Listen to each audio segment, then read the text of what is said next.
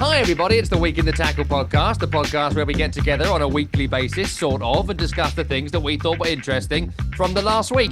That intro is getting way too long and far too detailed, but we're also recording 2 days late this week because the rest of the team were massively hungover from Labour Day, and it's international break, so I've lost all track of time. I'm Tom Rennie. Brian Dunny Dunseth is here. Hi, Dunny.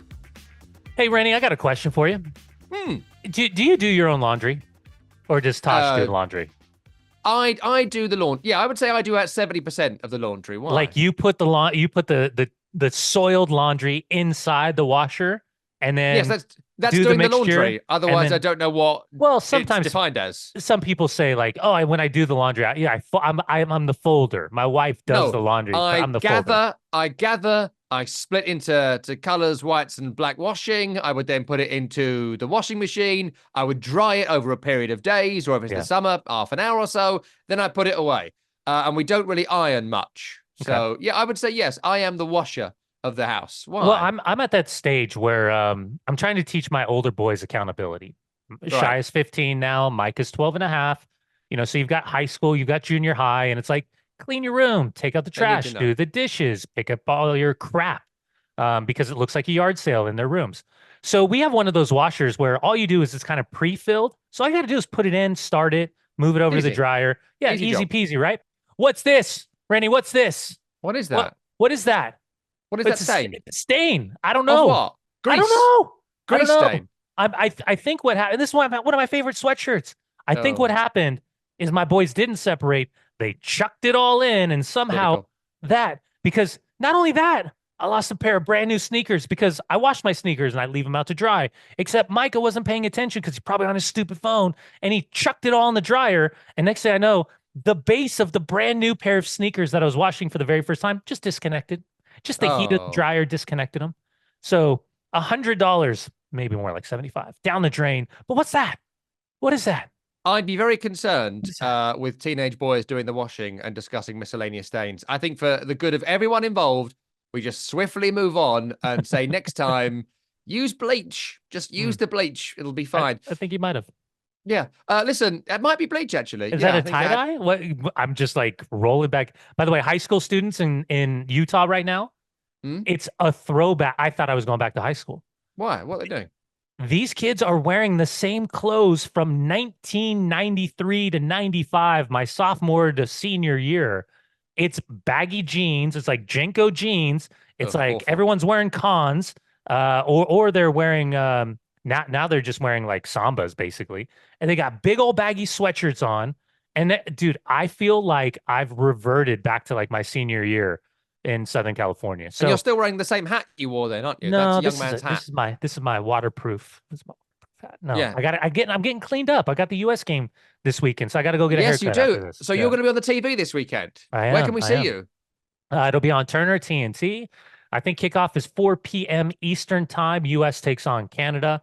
And hopefully by then, Mauricio Pochettino has put his Herbie Hancock on the dotted line of whatever this is supposed to be, according to Fabrizio Romano, that the deal's almost done. So he will not be coaching, but hopefully the announcement comes in the next 48 hours or so. Have you learned the name of the interim manager? Because at this point, with this being like the 5th or 6th one, I'm just refusing.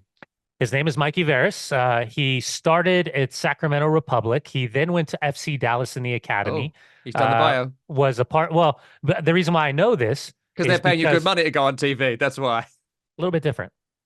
My best friend, who was my college roommate, is his agent, and now reports coming out this week that he's in line to take over San Diego FC as the first head coach of the upcoming MLS expansion team for next season, with Chucky Lozano being there, Sean Higgins, proficient. They did Chucky Lozano as well. They just did Diogo, who just came over from Copenhagen, that played against Man United and Bayern Munich for Real Salt Lake. So that's why I knew of Mikey before, but much like Anthony Hudson or BJ Callahan, who now currently is the Nashville SC head coach, Mikey Veras, one of those others, whether you talk about Luchi Gonzalez, who left underneath Greg Berhalter to take over San Jose, Nico Estevez, that left under Berhalter to take over FC Dallas, Josh Wolf, who left under Greg Berhalter to take over Austin FC. There's a lineage of assistant coaches at the full national team level that have then walked into MLS jobs. So yeah, that's why I'm not that much of a kiss ass, but that's kind of why I know the information about Mikey Vera. That was magnificent ass kissing. We can all agree. You've earned Very your money deep. for this week. Very We're deep. looking forward to seeing you on TV. Salmon suit? No suit, cash, Oh. more professional cash, more Tom Rennie-esque. So I'm Mm. thinking I'm not going to go full collar with, sweater or sweater vest with then sports jacket, but I might be somewhere in that range with my own little style. Got to figure out the Good. kicks though. Got to figure out the kicks. Yeah, especially if the kids keep ruining them in the washing Mm, machine. God's true. sake, just True. pay attention. Mm. Anyway, look, a few things I want to talk about this week. One of them is Everton because, sorry, Tim. So I do want to talk about that. Then we'll do some heroes and villains. A couple of games I was at the weekend, so I do want to talk a bit about that as well. Plus, we may have just had a villain come in as we start recording the program on Thursday, and we could be the villain for turning up 48 hours late. So kind of both of our fault on that one. So sorry about that. That's why in the promo for the show, which you may have heard, it says most Tuesdays, not every Tuesday. Yeah, We guarantee nothing. So I want to get into all of that. First, though, I just want to mention a guy called Kent in Nashville. So on our Sirius XM FC show, we have the text line, the shout line. So many people get in touch. It's so fun. And it's so good as well to get away from Elon Musk's right-wing hellscape, which was my previous favorite social media. Now, he done 90 tweets the other day, rampant misinformation from a total fucking moron. Sorry, Tim. So I try and get away from that. And we get into the text line so people can just text us. And I love it. And we're getting so many brilliant, great, higher quality interactions from people as well. And one I just love this week, to start our conversation on Manchester United, somebody referenced our Erik 10 weeks, which we were doing as a bit of a joke 2 years ago. And we mentioned maybe on this show last week or the week before, maybe we've got to bring that back. And so Kent in Nashville got in touch and said, don't do that. You should call him Erik Tender Resignation, which I just thought was so good. Pretty good. That's pretty good. It's in plain sight, and we hadn't been using it. Is he going to Erik? No, he's not going to. No, why would he tender his resignation? Well, because of the utter humiliation of the performance against Liverpool, who, by the way, have actually managed to adopt a new style of play in 4 weeks, while we're still waiting for Erik Ten resignation to do it after 2.5 years. What's your thoughts on Sunday? He's not going anywhere. At least he's not going anywhere because of his own decision. I am of the belief that, and I should have pulled this up while we're having this conversation previous to this, because I probably should have known that we were going to be talking about Erik ten Hag very openly and brilliantly. The problem. Keep filling. Try and find it. No. I've got it up. I've got it. The reason why I don't think he's going anywhere is because the immediacy of firing him did not happen following that match. Yeah. And by doing so, what it's done is getting him through the next international window in October. He's away at Southampton. He's home against Barnsley in the EFL Cup, away at Palace, home against Twente in the Europa League, home against Tottenham, away against Porto in Europa League, and away against Aston Villa. I think that's doable. No, it's not great, but it's not horrible. Villa Tottenham's tough. No, of course, but I say it's not like he's coming up again against Liverpool or Arsenal or Man City in those conversations, right? So these are games that theoretically they should win. But in reality, it's going to give us a better opportunity to truly understand, with Mazraoui fully fit, with De Ligt fully fit, with Ugarte fully integrated, what this realistically looks like. If Luke Shaw is ever going to compete in a match that doesn't have a 3 Lions crest on his chest. So listen, I don't even know where I fall in line with this anymore, to be quite honest. I am so perplexed. I'm in a conundrum. I'm in this cul-de-sac of just ultimate frustration because, to your point, Arne Slot so brilliantly exposed the tactics and the shape and the weaknesses, I guess, acknowledging the strengths, obviously, but then exposing the weaknesses of this Man United side, and not only doing it once, but doing it twice. Yep. He did it physically in the game, and then he did it verbally post-match. And by the way, with that thick Dutch accent that he has as he's trying to explain all of that, is like when you listen to him speak, I love it. It's so Dutchy. It's like so Dutchy of an accent. But as he's sitting there and he's talking, He just broke it down, didn't he, in such detail? Like, he it's just said, here's how we beat them. Here's what I saw, and here's simplicity, how we fixed it. Yeah, simplicity. And it he was talked amazing. about what they did last year. They talked about the tweaks that he's trying to do this year. And ultimately, I mean, listen, the game had moments, right? And I think it's now been exposed. The referee was in some terrible positions where that first time that leads to the goal, Bruno wants to hit a first time ball in for Garnacho, referee's in the way. So he takes his touch, he plays it backwards, then the turnover happens. And then the second time when I don't know if I think it was Casemiro was trying to play through the lines into Bruno, referee's in the way. So then he hits it off his left, referee's right side. Not that that's an excuse, but these are moments, and then they're poor turnovers. The age of Casemiro has nothing to do with it. It's just an excuse to prove why he shouldn't be playing at this level, despite being incredible throughout his career. I loved his wife. She was my hero and my villain before I saw my updated hero and villains, because she just everyone basically. I think, sorry, Tim, when And she what'd she do? just Tell us what she did. when she took a picture of all of his trophies. She took like that side angle of the trophies that were sitting on his table, and it was like 7 million of them that showed what he's done throughout of his career. With basically, But you was like, don't get a personal trophy for winning these things. So he's had trophies made of the trophies that he's won, right? ah, cool, go for it. I Yeah, mean, it's fine. I love it. If I I ever mean, win something, I'll let you know what I do. that's the only thing. Look at right there. That's all. That's what I won. I won the Open Cup. I came second But best with do you everything have else. a replica Open Cup, or do you have just No, your do like I? winner's Do I? medal? Would you No, get one made? just winner's medal. I'm trying to Like look. that's a bit weird, isn't it? Getting the cup made for yourself. I mean, That's odd. I'm not it, sure it was the own she was going for. no, but now you got me in a bit of a conundrum. I I I mean, we do the things where we keep jerseys, right? Like Yeah, we and my medal, I'll exchange keep my jersey. medal. Yeah, but I don't know. That's pretty fucking cool. Sorry, Yeah, Tim. I guess. Isn't it? Like if Yeah. you won all those trophies, you won all those Champions League trophies, and you basically had them recreated so that they were like your own. So like your kids and your family could be like celebrate them. I don't know, man. I think that was pretty cool. Okay. But I suppose anyways, the kids lifting would be quite fun. Yeah. yeah, Okay. I digress. Do what Anyways, you want. I thought it Do was what you pretty want. cool. Yeah, It's I up thought to it you. was pretty cool. Yeah. I don't like the age thing. Um, because I don't care. I don't the ball never understands how old you are. You know, Mm. if we're gonna celebrate Amad Diallo and we're gonna celebrate Garnacho for kind of their youthful performance, Kobe Mainu, Mm. then I don't know why we're disparaging the age of the player. For me, it's less about the age.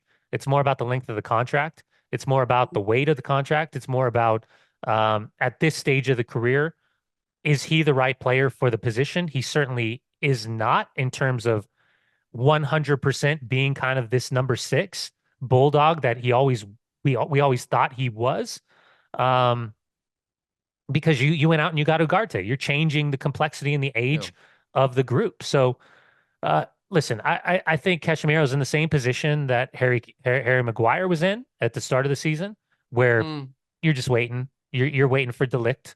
Delict, by the way, I thought was phenomenal. I thought his individual defending was fantastic. I know they score goals and Dalot at the back post and Martinez got sucked in, but I thought Delict was fantastic. I expect Ugarte to. I'm gonna watch both these games for Uruguay to keep an eye on specifically what he does well, because watching him during Copa America, I thought he was phenomenal with the way he ate up Yeah. ground. And ultimately, listen, credit to Liverpool. They were phenomenal. And the little tweaks and dynamics, speeding it up, slowing it down, little spatial awareness, Szoboszlai and everybody, they were, I mean, whatever the stat is of how many goals Mo Salah has, like fifth all-time goal scorer at Old Trafford.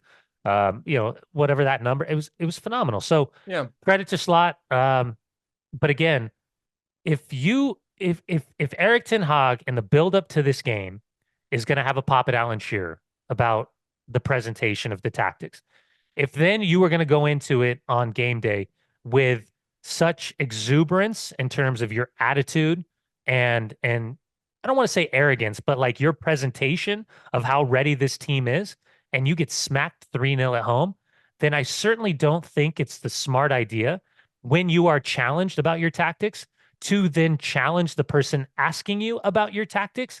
Because I learned a lesson a long time ago. It was a very simple lesson.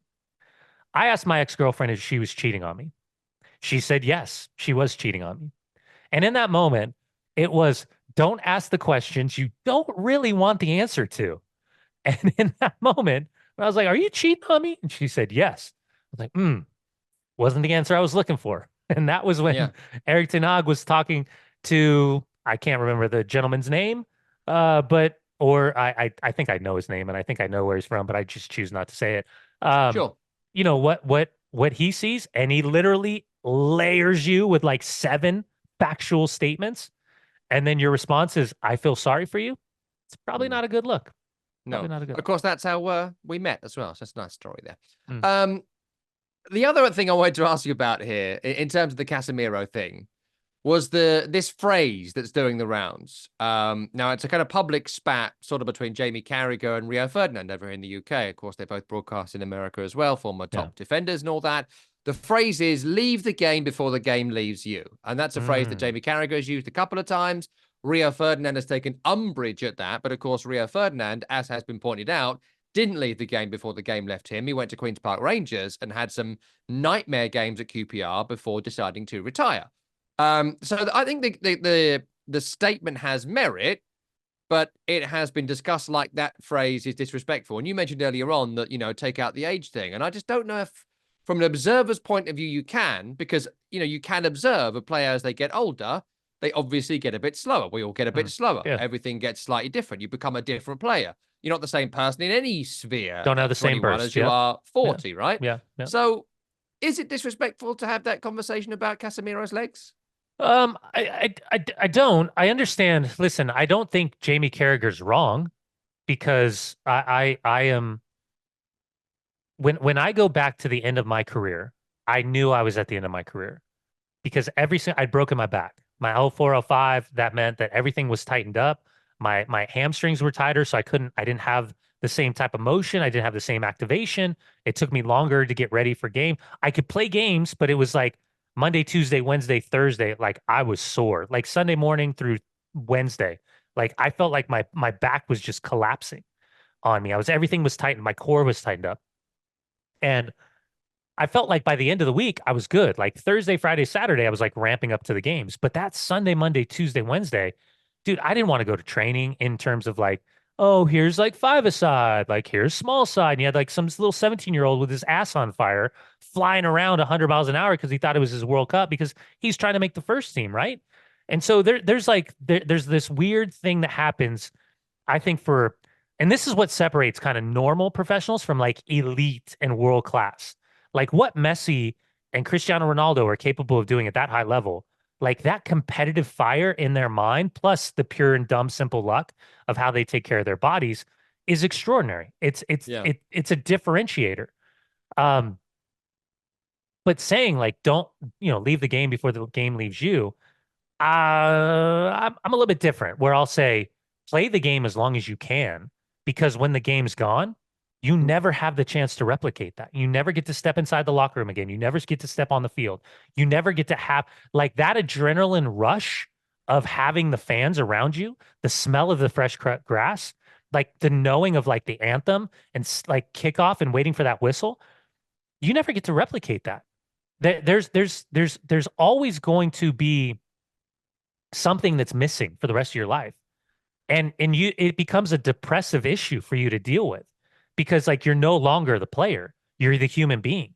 So there's like a re-identification process of like, when Rio Ferdinand's talking, he's no longer Rio Ferdinand the player.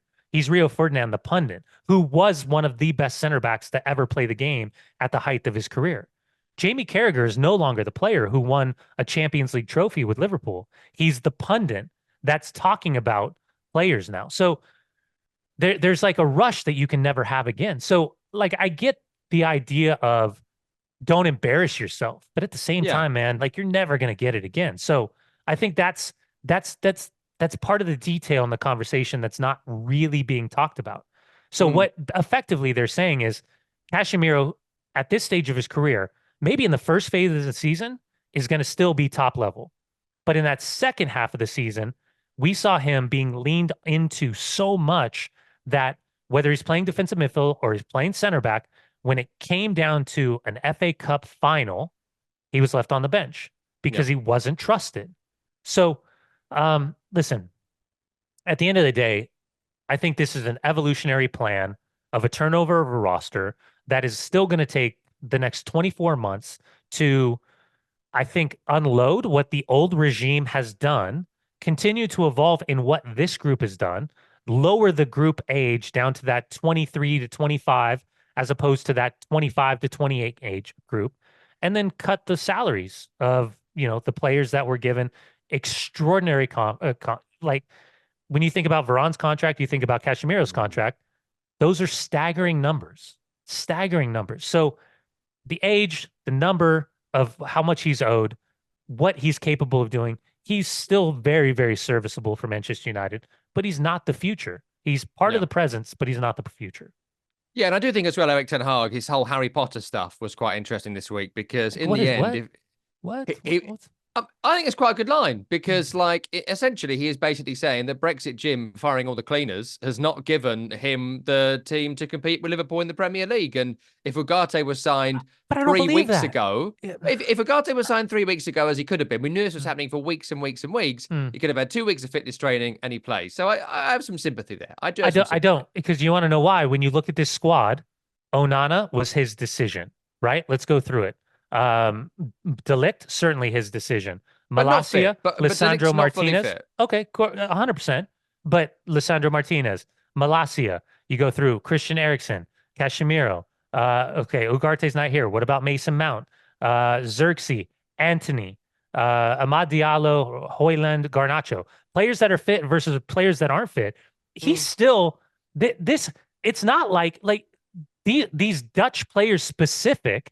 It's not like they're going to Corinthians or they're going to Porto or they're going to Real Madrid, Barcelona, or they're going to Bayern Munich, even though they have for a couple of players. But this is very specific to a system that he's trying to produce. But then he's saying, I can't play the way Ajax played because I don't have the players. Hold on a second. What are we talking about here? The players that you brought in are familiar to your system, and yet all you are is a counterattacking team.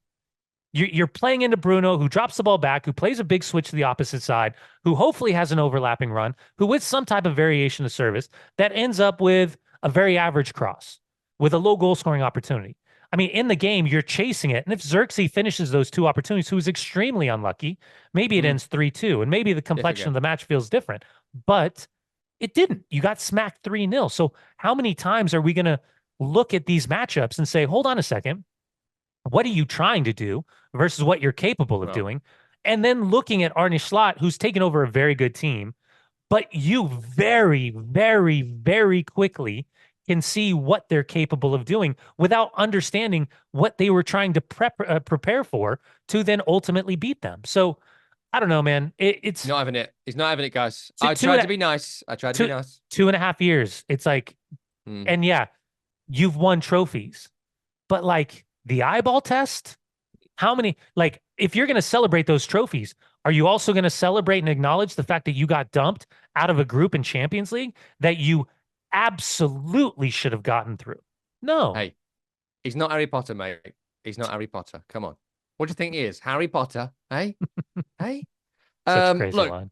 I want to move us on to some other stories. Before we do, a couple reviews. If you are enjoying the program today, we would love you to leave us a review on any podcast platform you are listening to the program on. If you can give us a 5-star review on something that doesn't allow you to write a full review, please do so. Tell your friends about the program as well. If you love the program, the best thing to do is tell as many friends as you can about the show. We challenge you, the hardcore listeners, to tell 5 of your friends this week about the program and tell us how much that you've enjoyed the program and why you should listen. And if you can write a review as well, we'll read out the best ones on the program. I'll just read this one from Ernest that came in this week. It was, you get Dunny's wealth of knowledge from decades in the US game. Decades.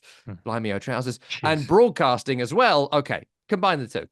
Plus Rennie's bizarre sense of humor and parochial English perspective. What more could you want, folks? He says 2 class acts as his headline for that review. Fantastic. We love that one. Keep the reviews coming in. Write us a review. Give us a 5-star review and tell your friends about the program as well. Reminder as well, if you're listening as a podcast, you can watch the entire show on YouTube, where you can also leave us a review. And if you're watching on YouTube, Hello, that's what I look like. Sexy Ten Hag, they call me. Yeah, it's true. My wife does occasionally if I ask her to. Oh boy. Hello, and if you're watching, you can listen. If you listen, you can watch. Anyway, that's the housekeeping for this week. On to Everton, because so I was working in the morning on Saturday doing Arsenal against Brighton. Then I got to go over to West Ham, right? So I've got to go to the studio and I've got to go to get my stuff. Then I get on the train, blah, blah, blah.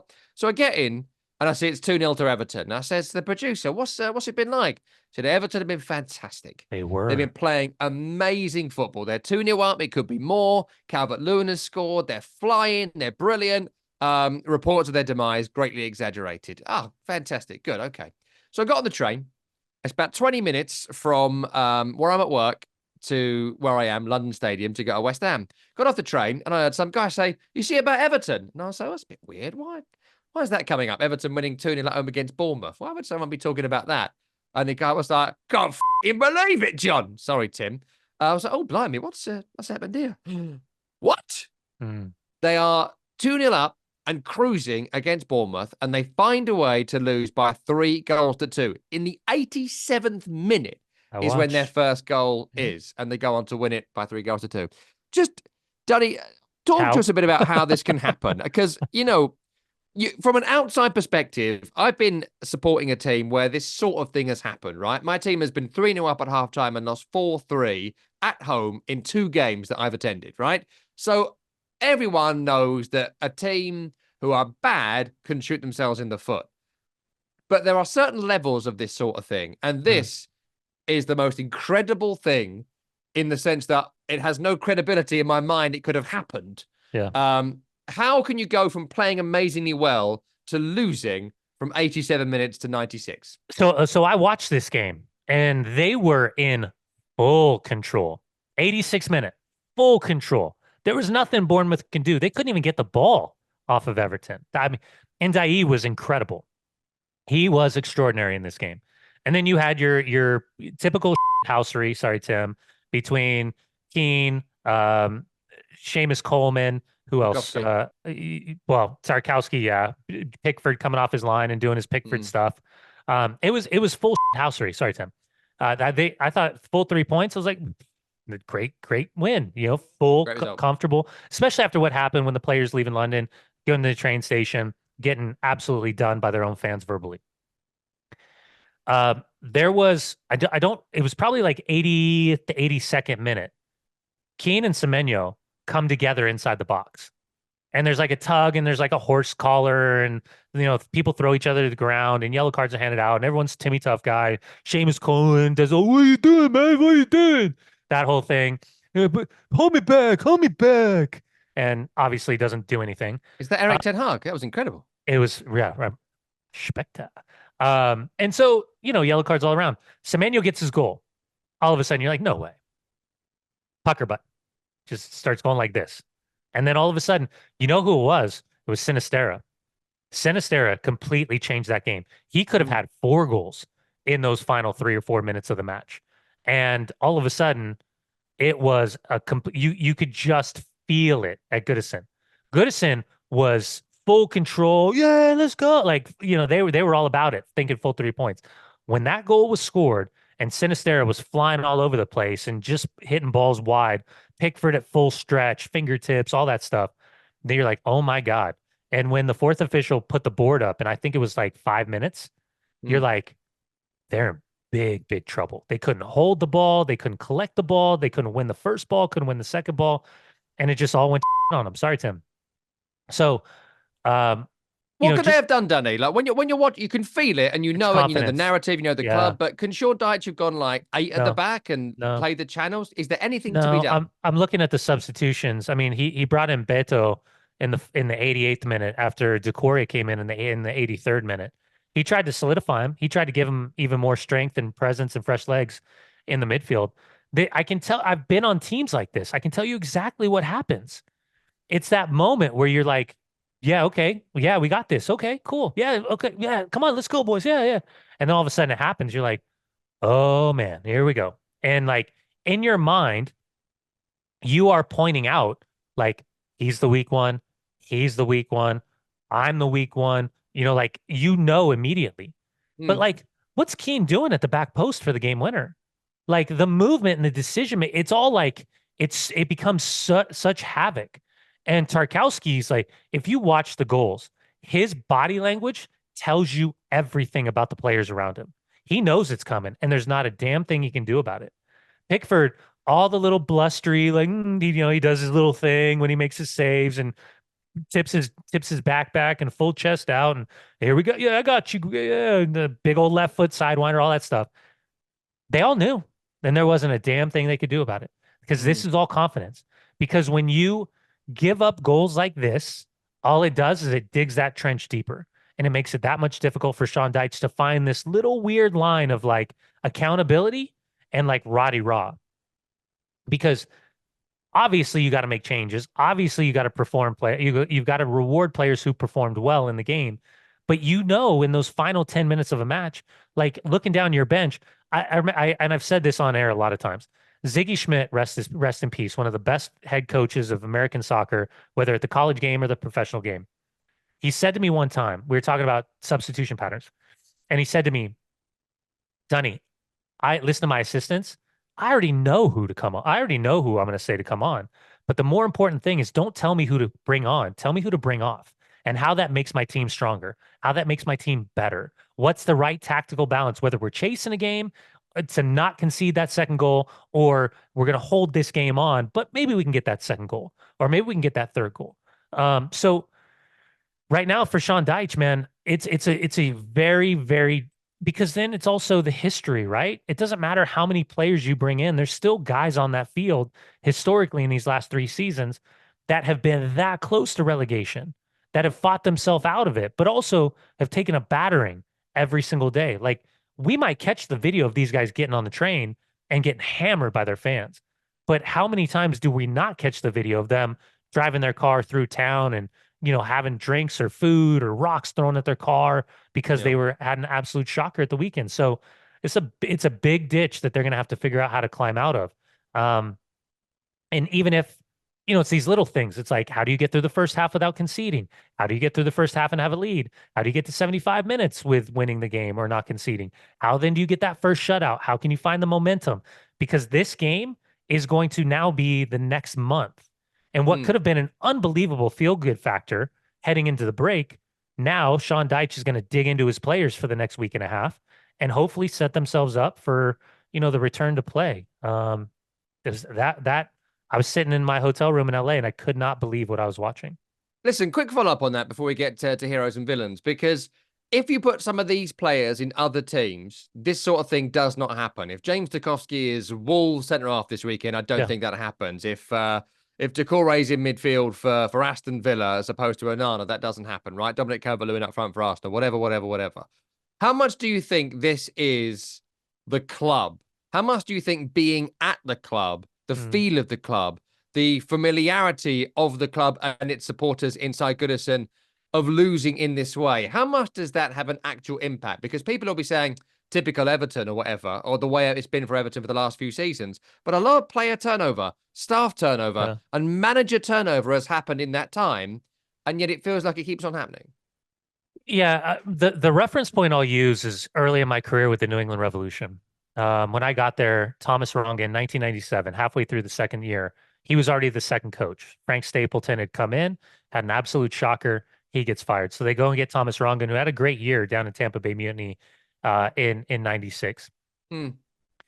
Thomas makes it through 97. We're bang average. Beginning of 98 gets fired. Walter Zenga, Spider-Man, iconic Italian goalkeeper, was our goalkeeper. And now he was goalkeeper coach. He ends up getting fired. Then you have Stevie Nicol come in for kind of this short little handover, and they end up going to this guy, Fernando Clavijo. Still bang average. And it wasn't until Stevie Nicol, I got traded in that period to go down to join up with Ray Hudson at Miami Fusion. And it wasn't until Stevie Nicol took over that all of that history of just being an average team and an average club with not a lot of spending, it changed. And that's when guys like Clint Dempsey and Taylor Twellman and Pat Noonan, Steve Ralston, all these guys, they started going to MLS Cup finals. Now, they still had their own issues winning the trophies, but they were one of the best teams in the league.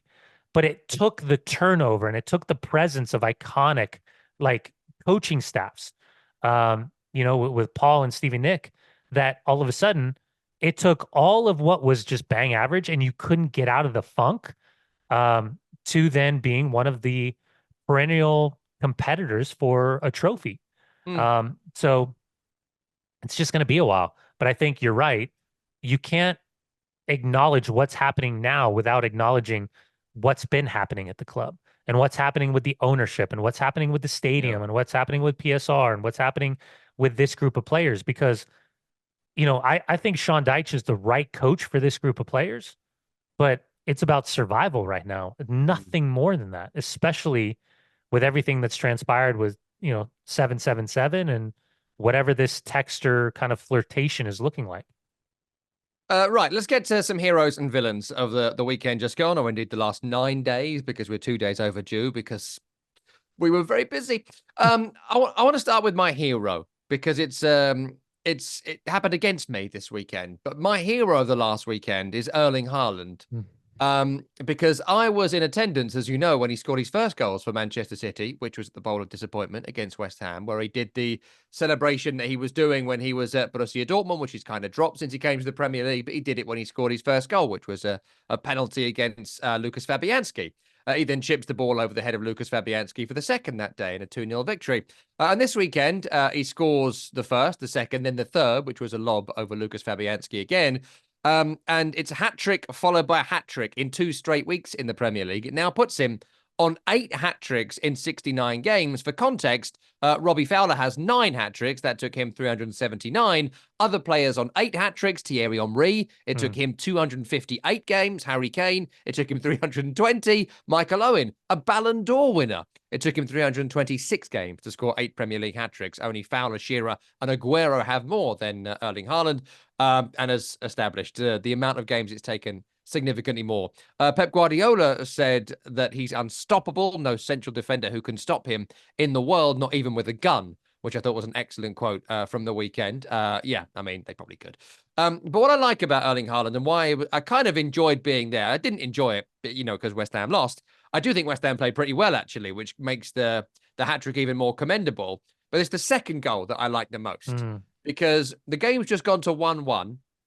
And Haaland scored the opening goal. He's missed an actual sitter in the opening few minutes. Header goes over the crossbar.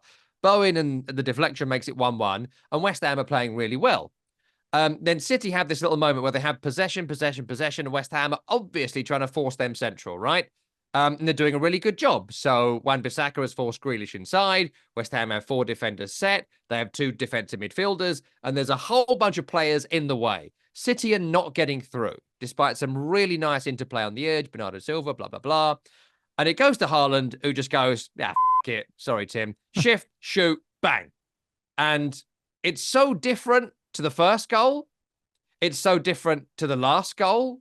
It's different to the chance he missed. And it just was so unstoppable. And it was just a moment where the game got just taken away from West Ham, not because they got the tactics wrong, not because they didn't do the right thing, because Erling Haaland just knew in that moment, here's the right decision, and I can execute this like no one else can execute it. That to me was just so it was just so good.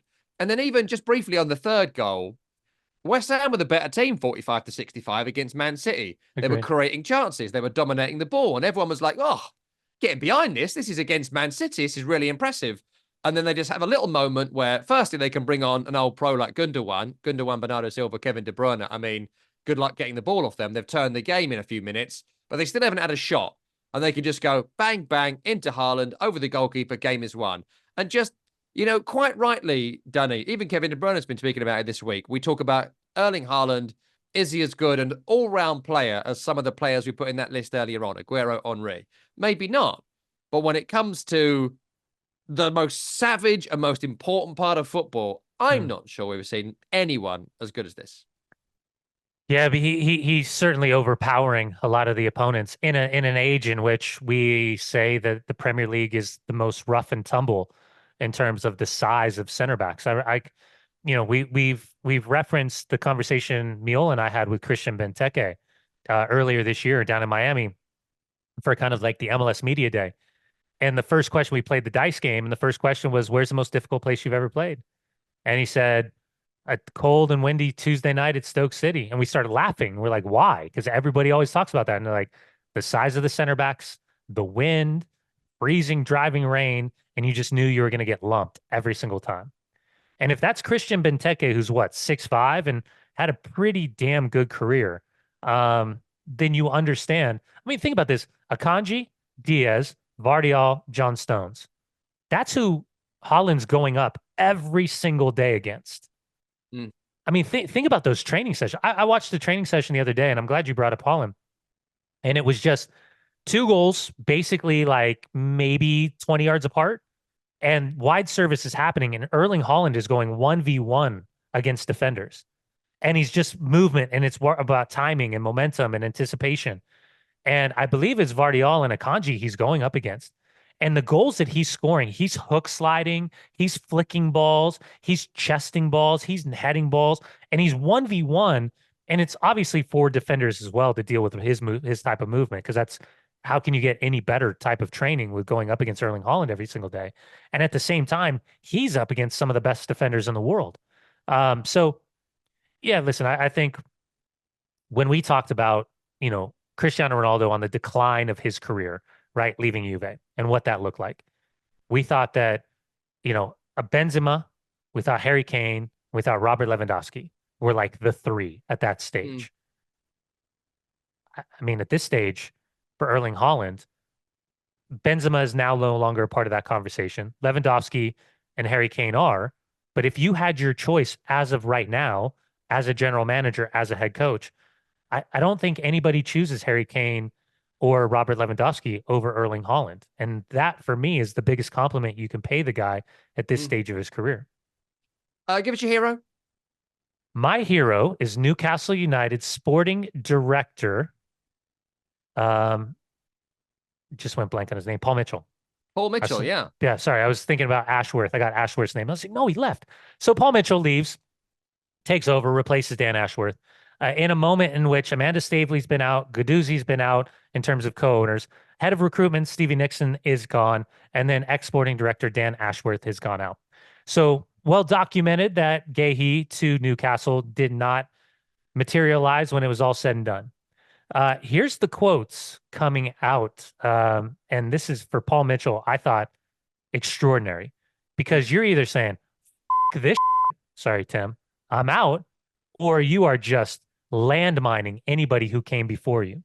Quote, I think it's difficult coming into a predefined strategy. Should our scouting and recruitment be driven more extensively with a wider searching net? It's definitely should, because it become a really nuanced space right now when you can't just talk about capitally fund everything every single year, buying loads of players at their peak age and peak price. Of course, it needs to be, and that's the responsibility me, the scouting team, and Eddie are on right now. Is it fit for purpose? Not last winter. The winter before that? Is it fit for purpose, the modern game? Because other clubs have adopted a different approach over time with more intelligence, with more data-driven, informed than we are, actually prospered in those windows. That's where we have to grow now. And you look at the money we've invested, 250 net up to this point in the last 2.5 years. Was our model in place to spend more to the levels we have liked to enhance the team? I don't think it has, because we haven't sold a single player during that time, barring what we were forced to do through profit and sustainability. We didn't have sales in the window that we thought we should have, and we have to look at that strategy as well. It was aligned with the head coach. Definitely has to be more strategic approach that we haven't had in the last 2.5 years. I know whether we've done a good job in 5 years' time or not. So it almost feels like he also is throwing Eddie Howe under the bus in a way. We're saying there has to be a more, definitely more of a strategic approach, because previous it was all aligned with the head coach. So Eddie Howe effectively saying, this is what I need. This is what I want. This is what we have to do. In a weird way, he probably undercut himself by having the success that he had a couple of years ago after sustaining Premier League status and then qualifying for Champions League. But in the midst of this, You lose a couple players because you have to lose a couple players. You are bringing players in kind of in that Manchester United model, which is what are you doing for me now? Not necessarily what are you doing for me in the future. And in the meantime, Paul Mitchell has come up. Double birds, everybody. Can you blur that out? This wasn't my system. I can't do miracles in 7 weeks. And getting the one guy over the line that you absolutely had to have was a failure on all of our behalfs. So I think he's my hero, but I think it all depends on what kind of success he has over the next couple of years. I mean, he was in charge of this window. I mean, the last 2.5 years, he's absolutely fine, but he has been in charge for like 2.5 months. And we're not talking about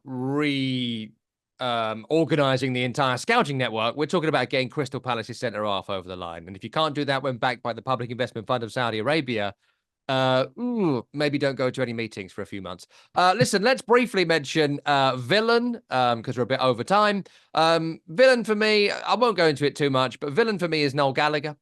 Because Noel Gallagher this weekend, the Oasis reunion tickets went on sale in England and they sold out massively all over the country, the UK and Ireland in a few hours. But everyone in the country was at the football this weekend holding their phones up in the Ticketmaster queue. A lot of people I know at West Ham at the weekend had their phones out holding up, I'm number 175,000 in the Ticketmaster queue, waiting to get their Oasis tickets. Sitting inside London Stadium, about 40 seats to my left, was Noel fucking Gallagher. Sorry, Tim. And Noel Gallagher, not only, God bless him, earn as much money as possible. It's absolutely fine. You know, he can't be held accountable to what Ticketmaster are doing. But what are they doing? Dynamic pricing. So that basically means if there's a surge in pricing on the most popular tickets, maybe in the history of British ticketing, they're going to quadruple the price of the tickets when you get through. So I waited on the phone for like the entirety of doing Arsenal Brighton, getting to work, getting to West Ham Man City, on the bloody phone waiting to get through. I finally got offered a ticket for standing at Wembley Stadium for one of the nights, and it was nearly £500 for the ticket. And as I get this information, I'm like, well, I'm obviously not going to pay for one ticket, £500 to do this. I look up at the screen, and Noel Gallagher is there. And I bet he didn't pay for his ticket to go to West Ham Manchester City.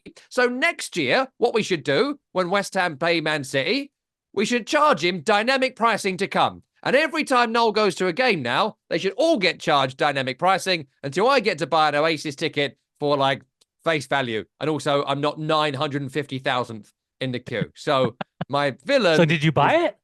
No, it's too much. I saw they put something out that you couldn't do any resale unless it was through Ticketmaster. Yes, there's not Ticketmaster. It's another company called like Twixit or something like that. Okay. So you could do a face value resale. So look, tickets might come on sale. Plus, you know, I do know people, so I'll probably be able to go. But I won't be able to go with the 8 friends I wanted to go with. But that's fine. Them's the breaks. I don't mind that so much. You know, you get lucky, you get unlucky. That's fine. But dynamic pricing, no, just no, absolutely unacceptable thing. Gajillions of dollars. Yeah, the boy band version of Taylor Swift. Yes. Imagine Taylor Swift with cigarettes and fighting with your brother, and that's what it is. We got some breaking news. This is my last villain. Oh, breaking news. You ready? Hey, Chelsea fans, you have a new president and chief operating officer because Chris Jurasek will transition back into being an operating executive with Clear Lake Capital. Chris Jericho. Your new president and chief operating officer is Jason Gannon. Oh, who's that? No idea. Oh. Why are they villains then? For taking the easiest job in the world, which is don't worry about success. Here's the money. I don't know, because I like to gently refer to them now as Estate Sale FC. I thought you might have mentioned the fact that Cole Palmer isn't in the Conference League squad, disparaging the Conference League. Why are Chelsea in the Conference League? Off. Wesley Fofana, Cole Palmer, and Romeo Lavia have been left out of the Chelsea official squad for the next stage of the Conference League. This is according to Fabrizio Romano. Decision taken due to load management, as well as Chelsea's season could go on until July 25 with the Club World Cup as well. By the way, every time somebody writes load management, I think of some kid taking a in his diaper. Sorry, Tim. This has been the Week in the Tackle podcast. That's Brian Dunseth. I'm Tom Rennie. Tim Horsey produced the program. Remember, if you're watching the program on YouTube, you can listen in full as a podcast on all good podcast platforms or vice versa. And do leave us a nice review. Maybe don't mention the thing. Sorry, Tim.